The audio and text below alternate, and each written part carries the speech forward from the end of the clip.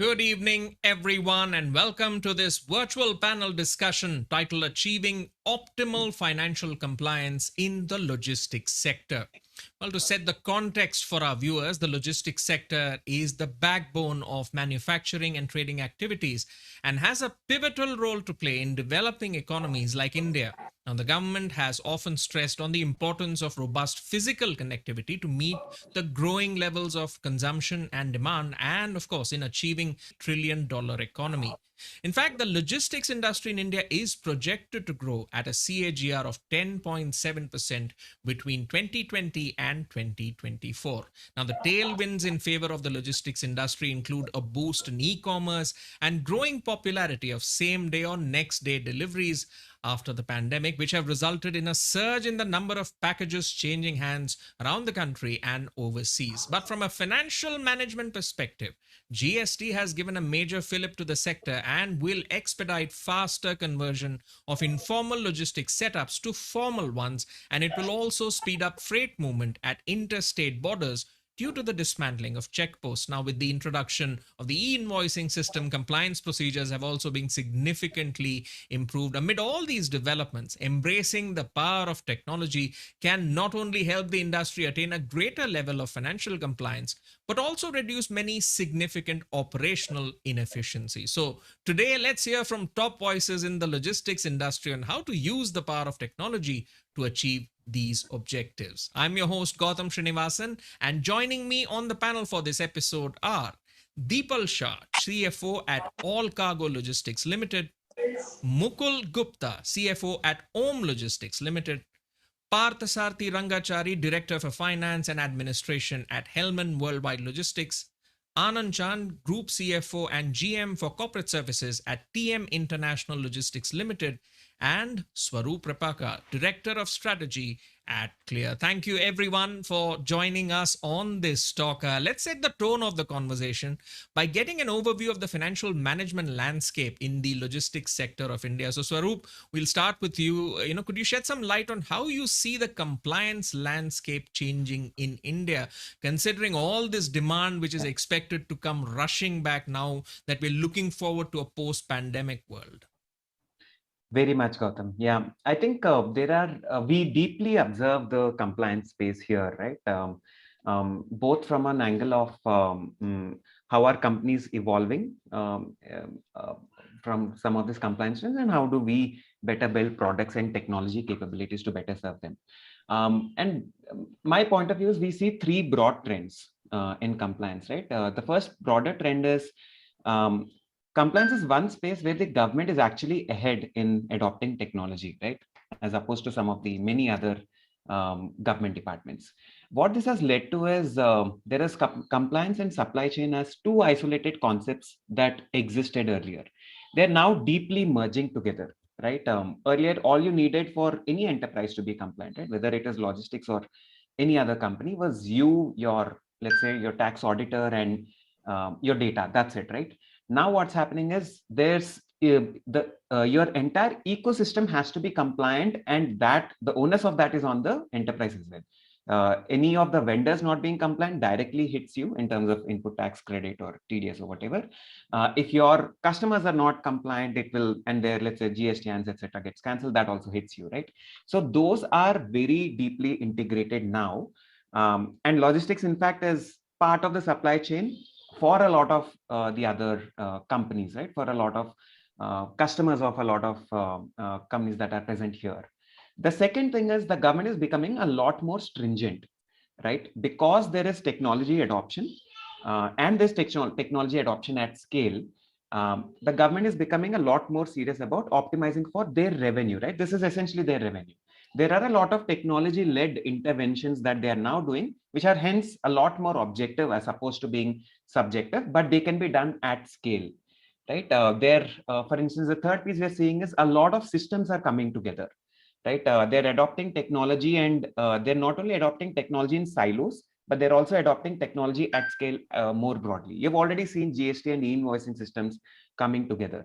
They're now thinking about, for instance, the FASTag, right, system connecting with the e-waybill system, the direct tax system connecting with the indirect tax system, right? It's super futuristic if you really think about it. And across all of these systems, right, the government actually has a lot of data about all of your enterprises. What gets talked about is the B2C data privacy. How much data does Facebook have about you, Google have about you, right?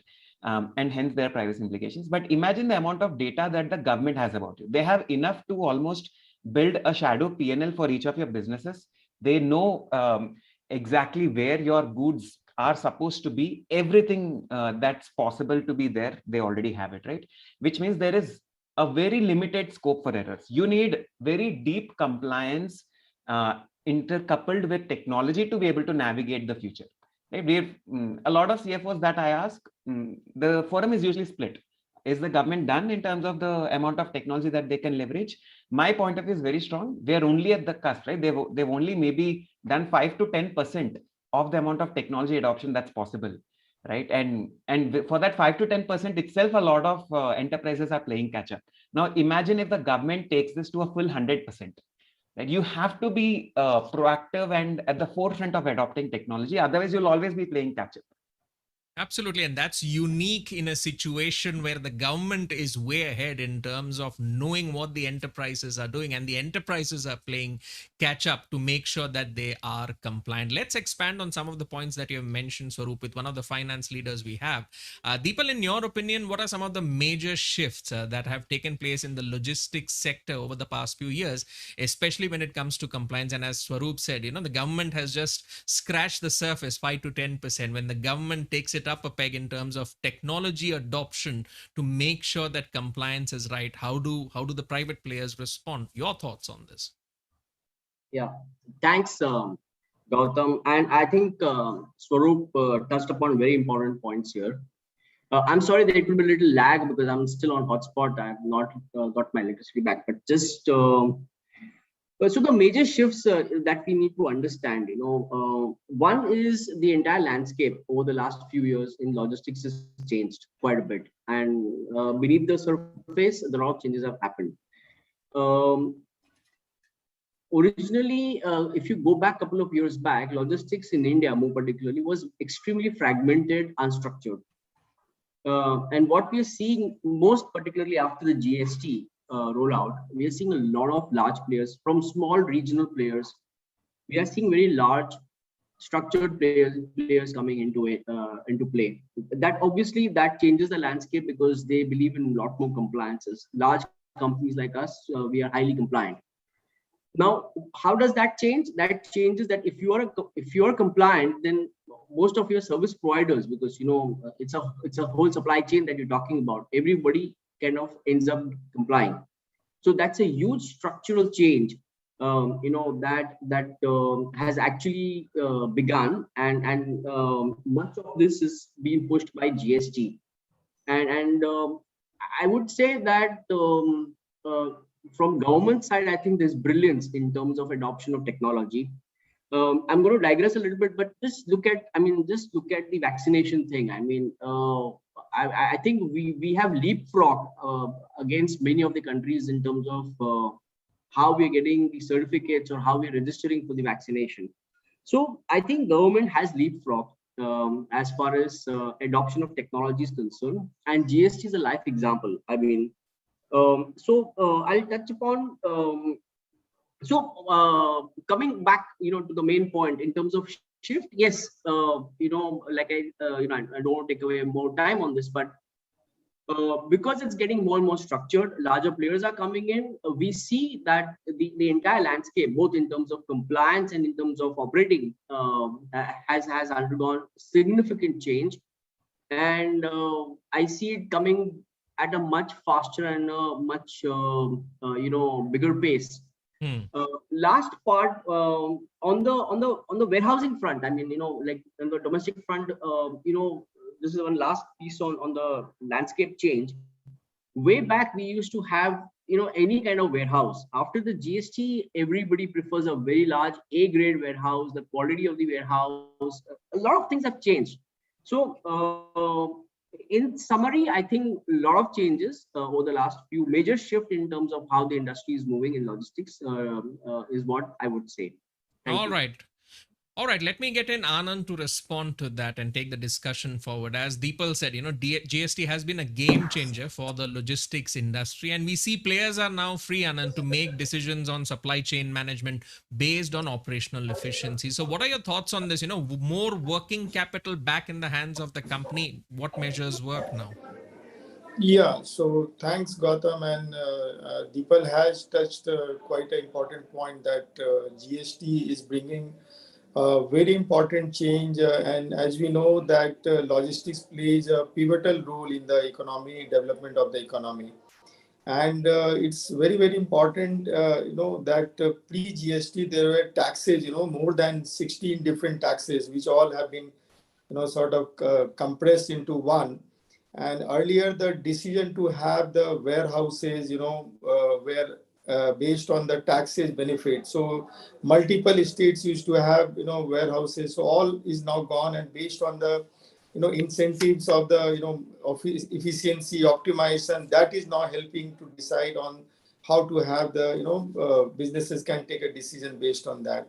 So business operations, are becoming more focused in terms of bringing the I will touch upon some points specific. Let's say you have multiple warehouses. Now you can have one central hub and spoke model where you can cover the entire, there are multiple places, and the cost also goes down. The economies of scales benefit comes, the technology benefit will come to the company. And also the earlier there used to be lots of wastage of time in moving the goods from one place to another, interstate transportations.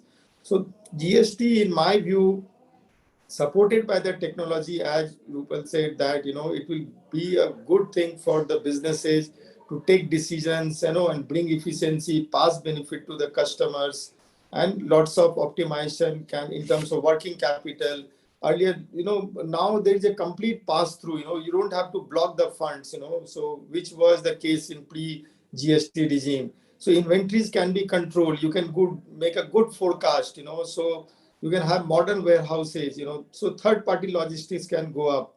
So overall, in my view, this is a game changer. Only thing benefits, as we know, there are people, we were not quite happy with the GST, automations, we are only talking about the big companies, they are more streamlined. But India, there is a large number of, businesses, small, where still, but it all has settled down, still a lot of changes has to be done. So it's quite a good thing. And working capital, which is, SMEs in particular, there we struggle to, the companies struggle to get the, payment from customers. So you're free of working capital where the statutory, hurdles are not there, which will really help to the business to, stand on their feet. So that's the point from my side, Gautam. All right, and especially in the aspect of where those gaps exist for smaller players, as you mentioned, Anand, there are enablers right now, right, like ClearTax, to help address those issues. But focusing on one other impact point, I'll bring in Mukul for this. Mukul, how have e-way bills reduced turnaround time for logistics players? And take us through the impact on compliance, especially during the pandemic, as that has happened. Thanks a lot, Mr. Swaroop, Mr. Anand, and Mr. Gautam. Previously, we are into the third-party logistics, and we have about 600 owned vehicles and about 2,000 vehicles, which we have taken on year-on-year basis on contract. And delivering the material to the customer in time used to be a big challenges earlier because of the various NACAs, chungis across the countries. And previously, there were about 28 states or 26 states. And for each state, different rules and regulation were applicable. And we were always into, little bit of risk that at which Naka or Chungi, a particular paper might not be there, and the truck will be apprehended, and there will be big hue and cry because we are into too much of auto logistics. And if the line gets stopped, there might be a huge loss to the customers. So after the invention of GST, and after having the e-way bill, if the part A has been fulfilled properly, and part B, which is generally to be fulfilled by the logistics player, in which the truck number and the material dimension, etc., is to be mentioned. If it is done, then there is no checking at the various nakas, and the trucks moves like anything. and the government has provided the various login power to the various GST officials at the various states, by which they can, by just putting the truck number, they can know that from where this truck is moving to which particular place, and if it is matching with the, I mean, physical presence of that particular lorry or truck, they are not checking too much of that particular thing and just seeing the, I mean, papers available with the driver, and if they are matching with the details which is already there on in the GST portal, they are allowing those particular lorry to move ahead. My operation team used to tell me at Guwahati Naka that at least 14 to 15 hours were there to, I mean, pass that Guwahati Naka, and lights were not there at that moment. Online updation was certainly a big challenge, used to be there at earlier time. Now, all these things, by sitting it over here, by having the, I mean, invoice from the customers and material, and then e-way bill, and by fulfilling that part A, and number of days which are to be taken, which is also being done automatically by the e-way bill, because it is matching the, I mean, particular pin code to the destination pin code, and the logistics player is well aware that in how many days that particular lorry has to reach to that particular state. So all this convenience, since has been given by the e-way portal, it has been, I mean, turnaround time has increased like anything, and time being taken by a lorry to reach to a particular destination has reduced a lot. All right, from 14 hours to lesser durations and faster delivery of goods that we all expect in this new e-commerce world. So changes happening on the ground, not just in theory. Let's focus the discussion now on the technology aspect of this, especially when it comes to data management. And I'll bring in Parthasarathy for his view. Parthasarathy, data plays a very important role in offering the right insights to businesses in the form of, say, financial information, from say income tax statements to tax broader financial information. So how can technology, in your view, help with better data management now that there are so many moving parts which are coming to the system? Thank you, Gautam, for the lead. So data is, you can say, people say data is gold. So as I say, data is cash or money. So it literally saves for a company. If you see from the company point of view, it helps us save lots of time, which is in money as well. So from enabling the right technology for us, which helps us to ensure the compliances, the numerous compliances. Compliance has always been part of our economy. In fact, even India, right? Even before pre-GST or even now. So compliances have never gone away. It's only a matter of how, in which form it has come. And people have to adopt to technologies. And with this, so much compliance is coming in place, which is also very important for the government from security point of view and other risks point of view. Companies cannot be more dependent on people.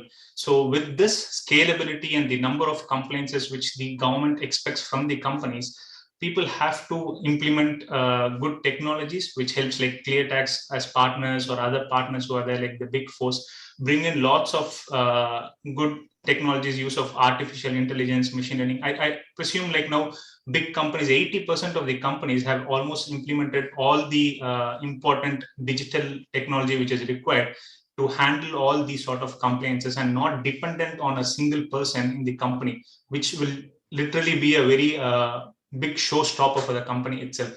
So it's very important that they implement good technology to ensure the compliances are taken care. And of course, once you implement technology, then the scalability comes into picture, and then that helps to analyze our risks within the company, what it is.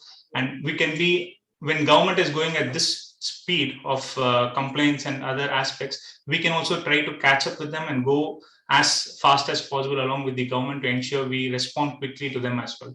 All right, let's expand on that. Swaroop, we've heard from all the speakers on the possibilities that have opened up and how the early pains around GST have gone away. But in your view, what are the challenges that Indian logistics companies still face in this ever-changing compliance landscape, and how do you see technology solutions helping them? Sure, Gautam. And just for some context, I've had a chance to speak to a few of our logistics customers as well, right? Just to understand their point of view on what pain points that they still have, or the burning ones, right? The first top of mind issue that came out very clearly from my discussions was their systems are not standardized, right? I mean, they like an SAP or like an Oracle standalone will not be able to serve the needs of all the logistics companies. So their existing systems are, disparate. They will have some or the other custom ERPs. There are some, for instance, like a cargo ERP I heard as a very customized logistics ERP. What that means is standard solutions will not necessarily work, right? Things that work directly from an SAP may or may not work for most logistics companies.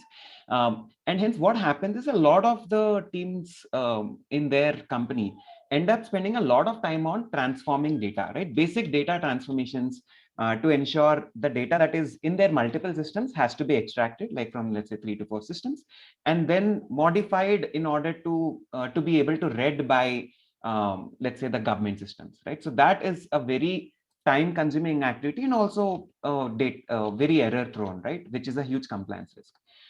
The second broad thing I heard is, while most logistics companies are a lot more capex heavy as opposed to heavily opex, like in manufacturing or services, they're a bit more capex heavy, but still there is a lot of input tax credit loss leading to some working capital blockage, right? And in addition to that, while some of this, you put a lot of people, you you call up some of those SMEs to file and everything, it goes away. The whole process of managing a lot of vendors, because the number of vendors in the logistics industry is a little higher than some of the others, right? So it's very difficult to manage this manually. That is another very critical pain point that I've heard from in the logistics industry. And the third piece is fairly interesting, right? It is, if you compare logistics with some of the other industries, the scale, the number of invoices that a logistics company has is a lot higher than a similarly sized, let's say, a manufacturing or a services company, right? It's a very high volume game, right? And that leads to a lot more pain points, because let's say 1,000 crore logistics company operates as like a 5,000 or a 10,000 crore manufacturing company from a compliance pain standpoint, right? So the pain in volume is much higher than some of the other industries. And what this leads to is, for instance, a lot of compliance pain points when it comes to scale, right? For instance, if Dell as a company is sending a laptop to, let's say, Adobe, right, and they would use one of the logistics companies over here, they will need to know the e-waybill validity, for instance, right? Has it reached? Till when is the e-waybill valid, and has it reached? What this means is the telematic system, which actually tracks where that particular item is in real time, has to talk to the NIC system, where you will need to know in real time and then renew the e-waybill license. So there is a lot more technology-led intervention that is possible, right? Right. I think a lot of folks here have already adopted a lot of technologies, but there is still a lot more way to go, is what I'm hearing from a lot of these folks. All right. On that note, let's also explore a forward-looking statement from Anand. Anand, you spoke about how, earlier multiple warehouses, now it's coming into a centralized sort of a data dashboard world where it provides a single source of truth for enterprises. Now, logistics players in India have been maintaining multiple warehouses to avoid CST levies and state taxes. Most of these warehouses were running below capacity, and of course with reduced efficiencies. With GST, as you mentioned, this change. So in terms of where we go from here, what does the future hold for this sector? Yeah, I think now the way GST earlier was not understood, and it was many corners in the businesses were not happy because they thought that the compliance is today. Also, let me put it for Swaroop that today, let's say you have businesses in 10, 20 states, then you have to file that number of filing in each state, which in my view needs to change. Let's say if you have 25 states you are doing the business, then each state you need to do that. I think that is something which needs to change in coming days, because if we are talking about one tax, one nation, then one reporting should take care for the entire 20 or 25 states. Why you need to file 25 into 2 into whatever number of so there are multiple. I'm sure many in the audience are thinking that right now. Yeah, exactly. So that is something which I'm sure, I don't know why it has not been changed, but the intent must be to simplify and save time in terms of compliances. And as clear tax is there, and they are also improving from what it was 4 years back or 3 years back. So lots of integrate. What I feel, to answer the specific question, that today the business environment is also changing. After this 1.5 year or 2 years of lockdown, and demands are picking up, and make in India things are coming in a big way, and facilities are being created. I know that in particular in West Bengal, there are lots of warehouse logistics hub, logistics centers are created, but not fully utilized. So now you have this e-commerce companies where they need big kind of setup, not necessarily in the city, outside the cities, in terms of having a lower cost supported by technology. And companies like all will store the goods and move across any location to any states in terms of bigger vehicles. So those kind of things will happen. And we all know that e-commerce or e-acceptance has grown up 100 times in last 15 months or 20 months, which was not the case to 24 months back. And whatever, we accept it or not forcefully today. Let me tell you, the audit is one specific. I'm just little digressing. For 8 quarters, we have done the audit without auditor visiting to our office. If you would have asked this question to me sometime in 2019, I would have said, sorry, Gautam, it is impossible. You need to have, we don't take even a single page printout. Can you believe that entire audit, from annual audit to quarterly, is completed without even taking a single page printout? So what kind of saving we are talking in terms of environment, everything? So I agree that lot has to be done. Consolidation has to be done. The way e-vehicles are being talked. Similarly, a lot of changes, disruptive changes will going to come very soon, and we all are gearing up.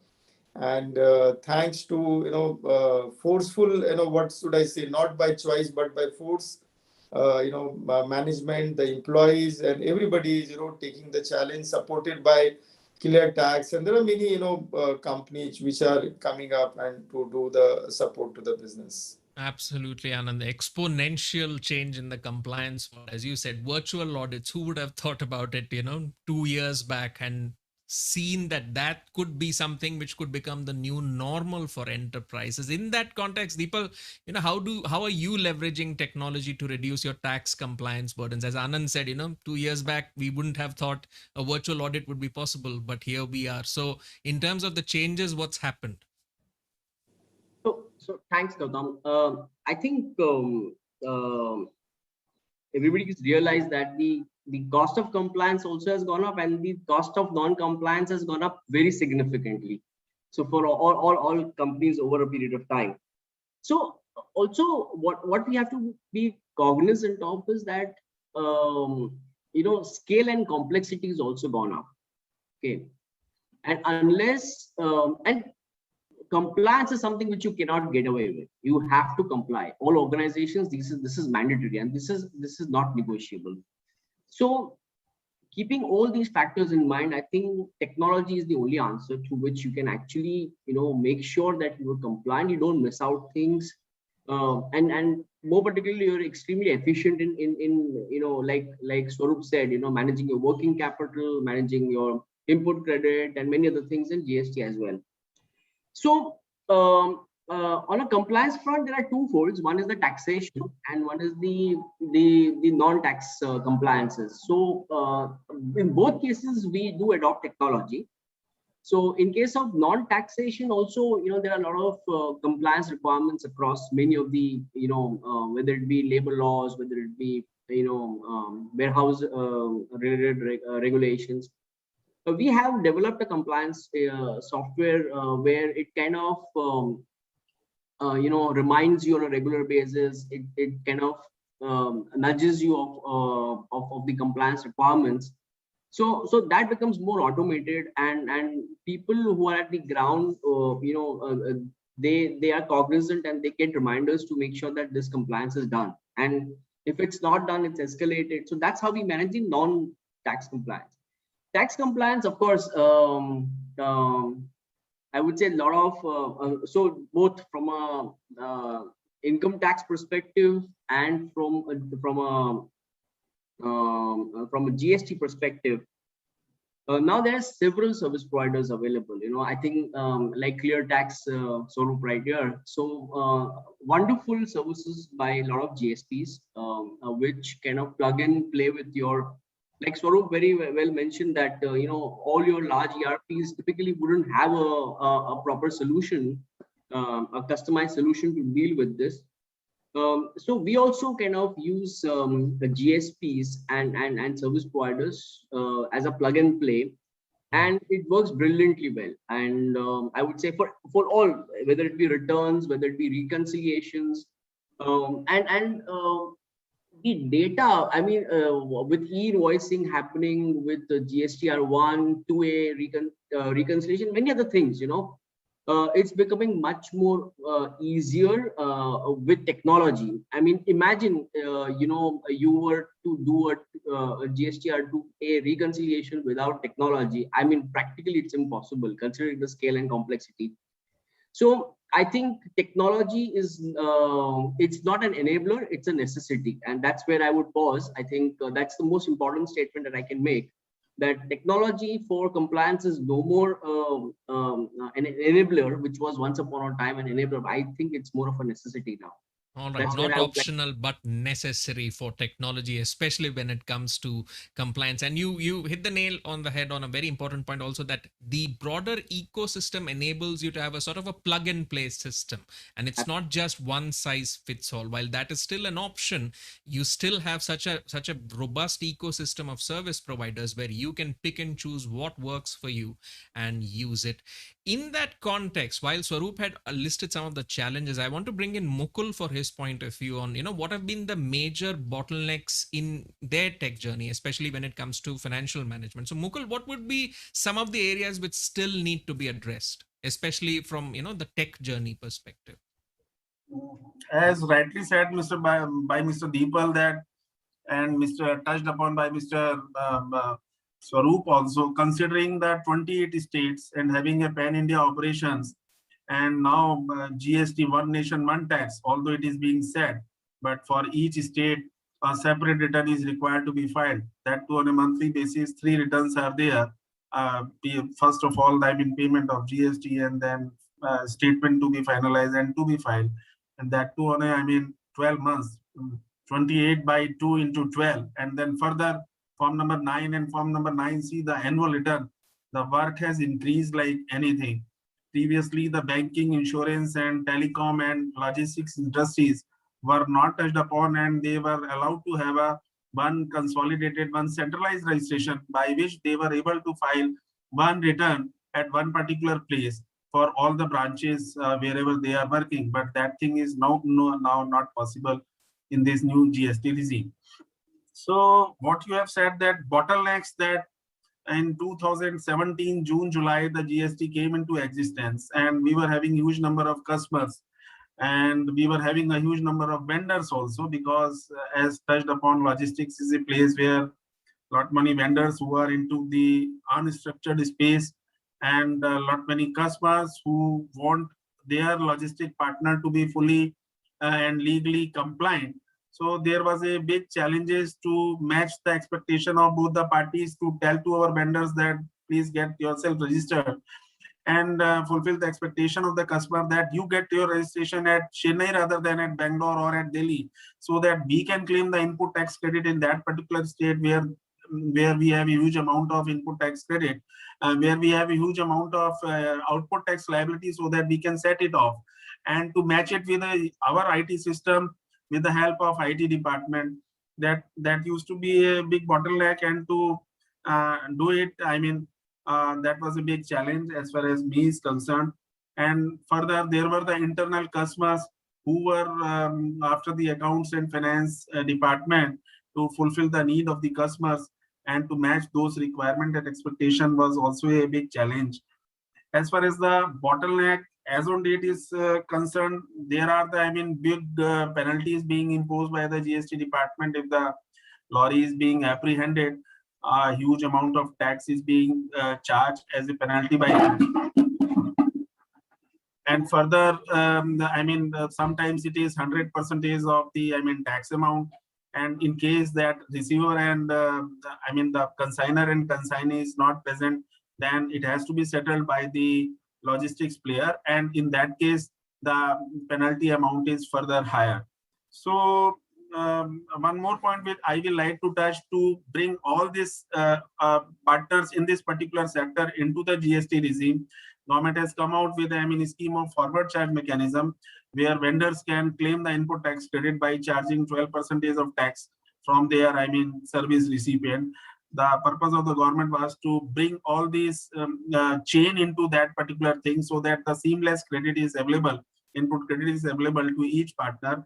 And government can also be feel free, because in this sector they have given, because this is a unregulated, or where lot many small vendors are there, they have given the reverse charge mechanism method also, wherein by not claiming the input tax credit, the vendor is not supposed to be charging any GST as on date, and not supposed to be fulfilling all those various major compliances which is required to be done.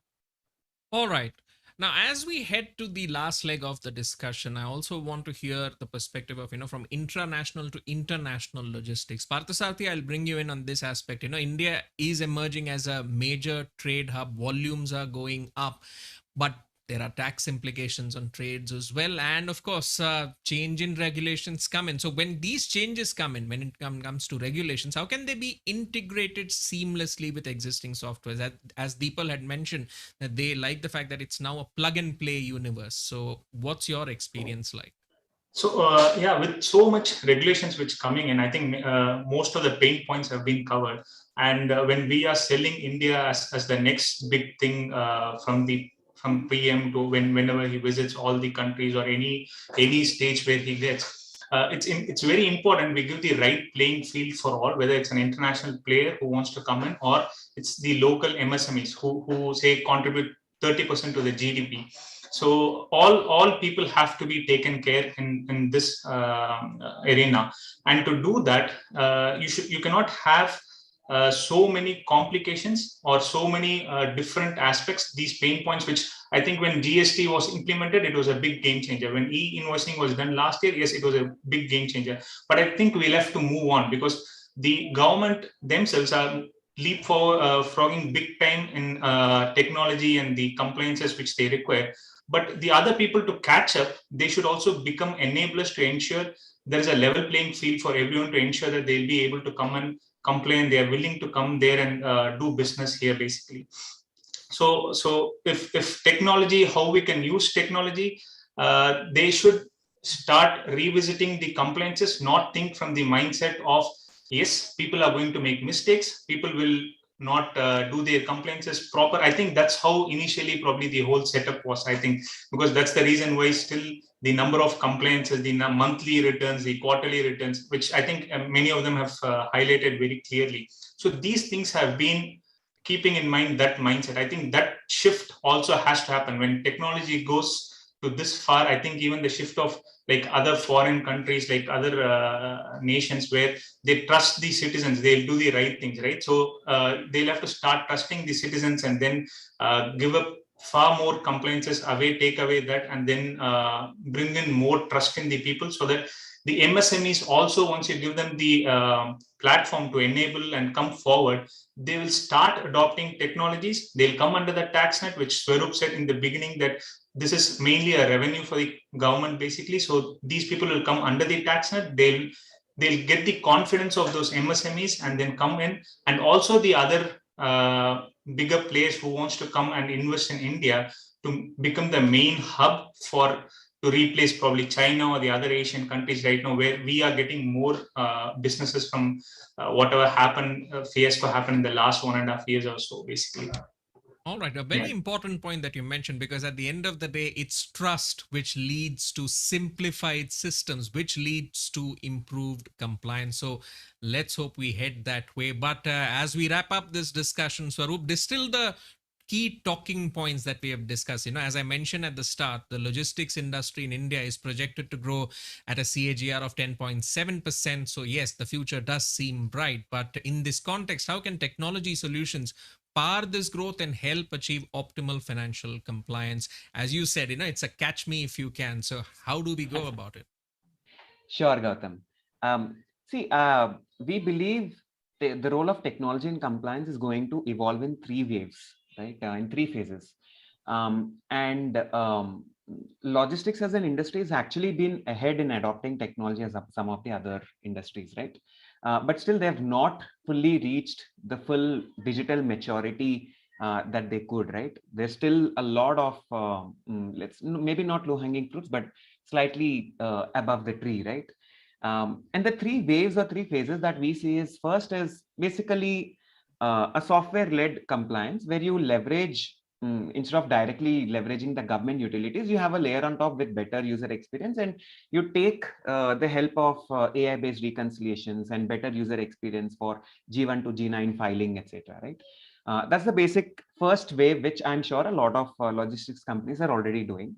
The second piece is integrated compliance, right? It's not only leveraging software to file to the government and to comply with the law, but that compliance platform being deeply integrated with your ERP, right? You shouldn't have to manually take data out, transform it, send it out, and all of that, right? All of this could be happening seamlessly with the click of a button. In fact, even without the click of a button, if the software knows that you have to file on this date, right? All of the data extraction, all of that happening across multiple systems, multiple ERPs in a seamless manner. The third piece, which is a lot more critical, and I'm sure not a lot of companies in the panel and in the attendees have reached, is called real-time compliance, right? And the reason real-time compliance is super critical is the government is almost moving towards a real-time compliance view, right? Whether you like it or not, that's the world we are moving into. And there are multiple implications here. The first basic implication is something as basic as, let's say, vendor payments, right? When you need to make vendor payments, a lot of companies don't proactively check for, let's say, have their vendors complied with the law. Can I actually release the full payment, or should I hold the GST amount, etc. Right? Or let's say the TDS deduction that they need to do, they make some amount of approximate decision, but they at the end of the year they do a reactive or a post facto